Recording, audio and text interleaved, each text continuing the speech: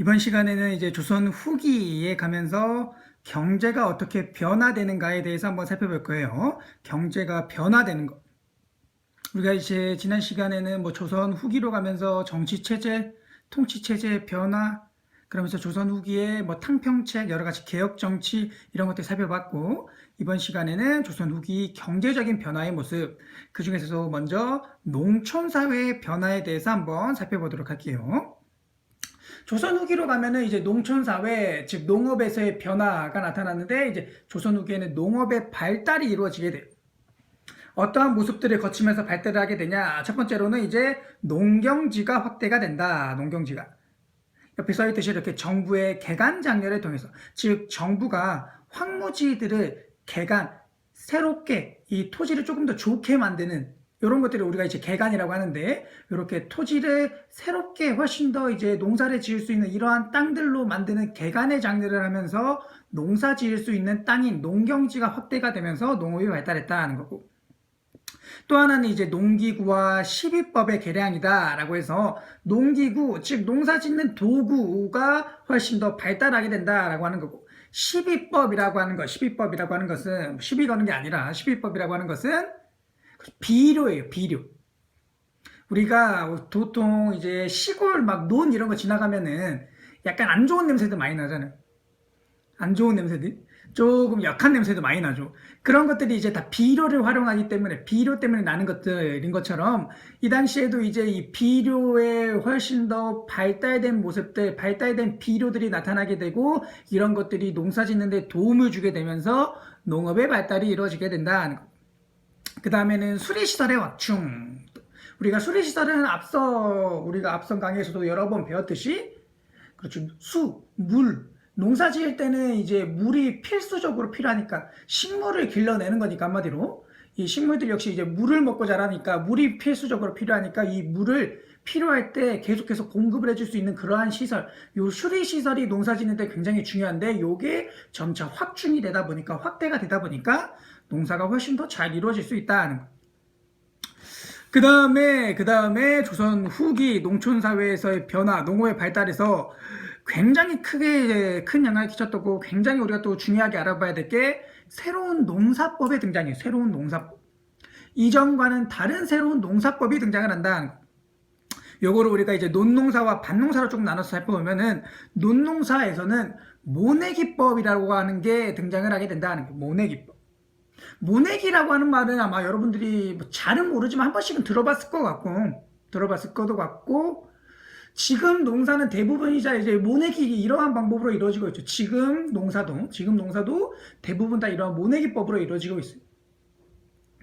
이 모내기법이 무엇이냐라고 보면은, 그래서 보면은 여기 첫 번째 줄에 나와 있듯이, 모판에서 길러낸 모를 논에다가 심는 방법이다라고 하는 거예요. 이게 뭐 그냥 딱 들었을 때는 잘 이해가 안 되긴 하지만, 우리가 일반적으로 이렇게 네모난 논에다가 요 정도의 논에다가 농사를 짓는다라고 했을 때, 이 모내 기법이 나타나기 전에는 한마디로 여기를 소가 이렇게 가운데를 이렇게 갈아주면은, 여기 안에다가 씨를 뿌려서, 이 씨앗을 뿌려서 이 씨앗 단계에서부터 차근차근 요렇게 벼를 키워가는 걸 우리가 이제 논농사, 벼농사였었는데, 모내기법이라고 하는 것은 따로 요렇게 네모난 모판에다가 따로 씨앗을 뿌려서, 여기서 어느 정도 수준으로 요렇게 모를 길러내는 거예요. 그 다음에 여기에서 길러낸 모를 이제 실질적인 논에다가 옮겨 심는 방법을 우리가 모내기법이다라고 하는 거예요. 모내기법. 즉 한마디로, 논이 있으면은 그 논에 직접적으로 씨앗을 뿌려서 모를 길러내는 게 아니라, 따로 모판이라로 하는 따로 판을 만들어서 거기에서 이제 모를 일정한 어떤 크기 정도로 길러서 그 모를 이제 논에다가 직접적으로 이제 요렇게 심는 방법을 우리가 모내기법이라고. 그러면 이러한 모내기법을 도대체 왜 하느냐? 번뜩 보면 약간 번거롭잖아요. 그냥 논에다가 씨 뿌려서 하면 되지. 왜 굳이 모판이라고 하는 곳에다가 따로 뭐를 심어서 길러내가지고 그거를 또 따로 옮기고 뭐 이러한 귀찮은 작업들을 왜 하느냐라고 할 수 있는데 요게 여러 가지 장점들이 있어요. 첫 번째로는 이제 생산량의 증가, 생산량의 증가. 생산량이 우리가 일반적으로 이렇게 그냥 논에다가 씨를 뿌려서 기르면은 이 씨앗들이 제대로 자라나기가 굉장히 힘들어요. 제대로 자라기가 굉장히 힘들어. 그 당시 뭐 바람이 분다던가 여러 가지 자연 재해들 또 여러 가지 주변 환경들 때문에 이러한 씨들이 어느 정도 일정의 어떤 일정 크기까지 자라나기가 굉장히 힘들어요. 그렇기 때문에 이러한 씨들이 다 날아가고 그러다 보면은 그렇지 내가 뿌린 씨앗만큼의 생산량이 나타나지가 않는 거죠. 근데 이렇게 모판에서 일정한 수준까지 모를 일단은 길러내면은 이러한 모들은 죽지 않고 주변 환경을 버티면서 자라날 수 있기 때문에 원하는 만큼의 생산량을 늘릴 수 있게 되는 거고 생산량이 이전보다 훨씬 더 증가가 된다는 거. 증가가 된다는 거. 우리가 뭐 게임이든 뭐 여러 가지 뭐 할 때도 굉장히 어린 단계, 낮은 단계에서의 캐릭터는 굉장히 잘 죽지만 이게 어느 정도 성장을 하면 잘 안 죽잖아요. 그런 거랑 마찬가지로 굉장히 낮은 단계, 즉 씨앗의 단계에서는 이게 이제 씨를 뿌리를 내리고 자라기까지가 굉장히 어려움이 많아서 이게 이렇게 어느 정도 자라지 못하고 죽어버리는 경우가 많으니까 따로 이제 좋은 모가 자라나기 좋은 환경 속에서 그 모판에서 모를 길러내 가지고 옮기면은 생산량이 훨씬 더 늘어날 수 있다는 거. 그 다음에는 또 노동력을 절감을 할 수 있다는 건데 요거는 이 당시 이제 김매기라고 해서 이제 농사에서 김매기라고 하는 게 있는데 그 김매기에 들어가는 노동력을 줄일 수 있다는 거. 김매기라는 게 무엇이냐라고 하면은 농사에서 잡초를 뽑는 활동이에요. 즉 요렇게 가운데를 파놓고 여기에다가 씨를 뿌려가지고 요렇게 벼를 길러내다 보면은 요 옆에 잡초들이 엄청 많이 생겨요. 중간중간에 이 잡초를 계속해서 뽑아내야 돼. 잡초를 뽑아내지 않으면은 이 잡초들이 이 벼가 먹어야 돼, 모가 먹어야 돼 영양분까지 다 빨아먹어가지고 이들이 제대로 자라날 수가 없어요. 그래서 잡초를 계속해서 하루가 멀다 꾸준히 뽑아줘야 돼. 근데 요거를 이제 모내기법을 통해서 어느 정도 이제 모판에서 일정량 이렇게 좋은 환경 속에서 모를 어느 정도 길러내서 심으면은 이 잡초들이 사실상 많이 안 자란다는 거예요. 그래서 이 잡초 뽑는 김매기 활동을 줄일 수 있으니까 훨씬 더 노동력을 줄일 수 있게 된다는 거. 그 다음에 또 하나는 이모작이 가능하다는 거예요. 이모작이 가능하다. 즉, 요 네모난 논에서 보통 뭐 3월, 4월 뭐 이때부터 이제 농사를 시작을 하게 되는데 그 시간에 이제 원래는 여기에다가 딱 씨를 쫙 뿌려서 이 씨를 길러내기 시작을 하는데 모내기법은 여기 실제 논에다가 뿌리는 게 아니라 따로 모판에서 모를 길러내잖아요. 그러면은 그동안에 요 농사, 즉, 요 농경지에서는 보리를 키워낼 수 있게 된다는 거. 보리를 키워낼 수 있게 된다. 한마디로 요 모판에서 모를 길러내는 그 기간 동안 따로 이제 요 농경지, 실제 농경지에서는 보리를 길러낼 수 있기 때문에 1년에 사실상 요 하나의 토지에서 한 일정량, 요 한 토지에서 벼만, 쌀만 생산해낼 수 있는 게 아니라 보리까지 생산해낼 수 있다. 그래서 이모작이 가능하다는 거예요. 이러한 많은 장점들이 있다 보니까 모내기법이 조선 후기에 유행을 하게 된다는 거예요. 조선 후기에 유행. 그래서 이러한 모내기법이 이 조선 후기에 보급이 되면서 생산량도 늘어나게 되고 이모작도 가능해지면서 이제 쌀뿐만 아니라 보리도 한 토지에서 길러낼 수 있게 되고 노동력도 줄여줄 수 있게 되고 여러 가지 농촌 사회에서의 농업의 발달과 함께 많은 사회 생활 속에서의 변화도 나타나게 되는 거. 그 다음에 또 하나 이러한 모내기법의 유행, 이 모내기법의 어떤 발달을 통해서 또 하나 등장을 하는 현상이 바로 요 광작이 유행을 하게 된다는 거. 광작이라고 하는 말은 넓을 광이라고 하는 한자를 써가지고 넓은 토지를 경작을 하는 걸 유행을 하게 된다는 거.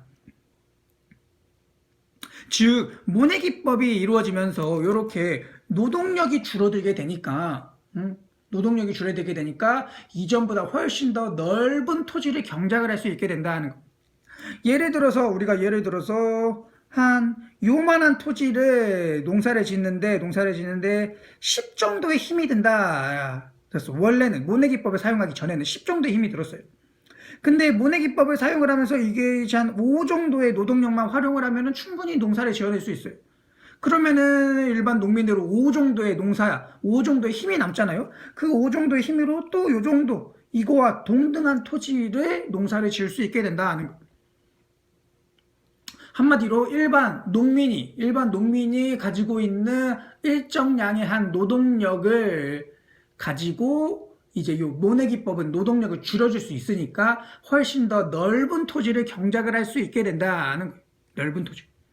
한마디로 여기만 단적으로 보더라도 10의 노동력을 가지고 요만큼을 했었는데 이제는 여기가 5까지 해서 10의 노동력을 가지고 2배의 땅을 경작, 2배의 땅에서 농사를 지을 수 있게 되는 거잖아요. 그러다 보니까 훨씬 더 넓은 토지를 경작을 할 수 있게 된다. 광작이 유행을 하게 된다는 거. 이렇게 넓은 토지를 경작을 하다 보면은 당연히 생산량도 훨씬 더 늘어나게 되고 그러다 보니까 이렇게 넓은 토지를 경작을 할 수 있던 일부 농민들은 부유한 농민이 되어버리고 그 외에 대다수의 농민들은 이제 빈농이 되어버린다는 거죠. 한마디로 이제 부농들이 낮은 조그마한 노동력을 가지고 너무나 많은 토지를 경작을 해버리니까 농민들은 이제 더 이상 이 빈곤한 농민들은 더 이상 농사지을 땅 자체가 없어지는 거예요. 그래서 빈곤한 노동자가 되거나 이제 더 이상 농촌에서는 먹고 살기 힘드니까 도시로 가서 그냥 하층 노동자들이 되거나 뭐 이런 식으로 변하게 된다는 거예요.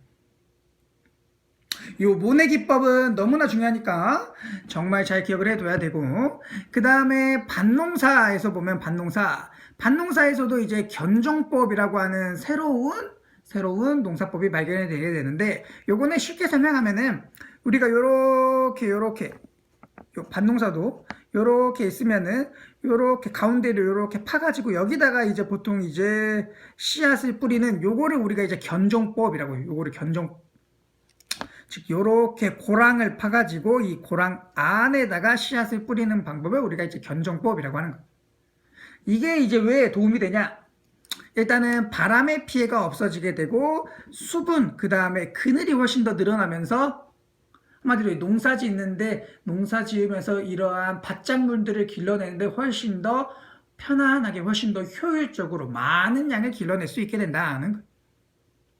그래서 이렇게 모내기법, 견종법 등을 통해서 이러한 새로운 농사법을 통해서 농촌 사회가 훨씬 더 변화되는 농업의 발달이 되는 모습을 보이게 되고 또 하나의 모습으로는 이제 상품 작물의 재배가 이루어진다는 것인데 여기서 상품 작물이라고 하는 것은 담배, 채소 등 뭐 이외에도 면 이런 것들이 즉 상품 작물이라고 하는 것은 한마디로 우리가 이제 뭐 벼농사, 밭농사처럼 실질적으로 농사를 지어서 그 농산물, 생산물을 가지고 우리가 먹고 사는 이런 것들이 아니라 상품 한마디로 시장에 내다서 팔기 위해 시장에 내다 팔아서 돈을 벌기 위해서 우리가 농사를 짓는 길러내는 그러한 작물들이라는 거예요. 이렇게 담배, 면, 채소 등과 같은 이러한 상품 작물들 시장에 내다 팔기 위한 이러한 상품 작물들의 어떤 재배가 이루어지게 된다는 거예요. 그래서 이런 것들을 가지고 이제 시장에 팔면서 돈을 버는 이러한 농민들도 훨씬 더 늘어나게 된다는 거예요.